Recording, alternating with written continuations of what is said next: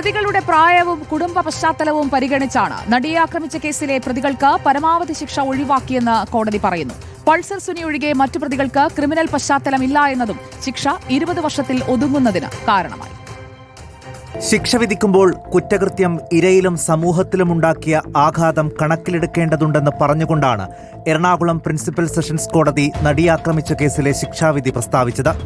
ഇരയായ സ്ത്രീയുടെ സുരക്ഷിതത്വത്തിനുള്ള അവകാശം ലംഘിക്കപ്പെടുകയും അവരിൽ ഭയവും അപമാനവും നിസ്സഹായതയും ഉണ്ടാക്കുകയും ചെയ്തെന്ന് കോടതി വിലയിരുത്തി. ഇത് അവർക്ക് വലിയ മാനസിക ആഘാതമുണ്ടാക്കിയെന്നും കോടതി നിരീക്ഷിച്ചു. എന്നാൽ പ്രതികളുടെ പ്രായം, അവരുടെ കുടുംബ സാഹചര്യം, ഒന്നാം പ്രതിയൊഴികെ മറ്റുള്ളവർക്ക് ക്രിമിനൽ പശ്ചാത്തലമില്ലെന്ന വാദവും കൂടി പരിഗണിച്ചാണ് പരമാവധി ശിക്ഷയായ വധശിക്ഷയും ജീവപര്യന്തവും ഒഴിവാക്കുന്നതെന്നാണ് ശിക്ഷാവിധിയിൽ കോടതി പറയുന്നത്.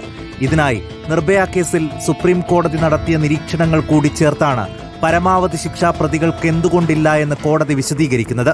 എന്നാൽ ഈ വിധിയിലെ നിരാശ പ്രോസിക്യൂഷൻ പരസ്യമായി പ്രകടിപ്പിച്ചു. ശിക്ഷയിൽ നിരാശരാണ്. കാരണം മാക്സിമം ശിക്ഷ പ്രതികൾക്ക് കൊടുക്കണമെന്ന് ശക്തമായി വാദിച്ചിരുന്നു. കാരണം മനഃശാസ്ത്രിയെ ഞെട്ടിച്ച ഒരു സംഭവമാണ്.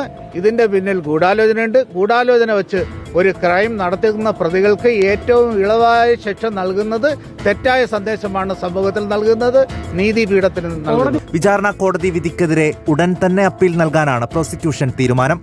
News desk reporter.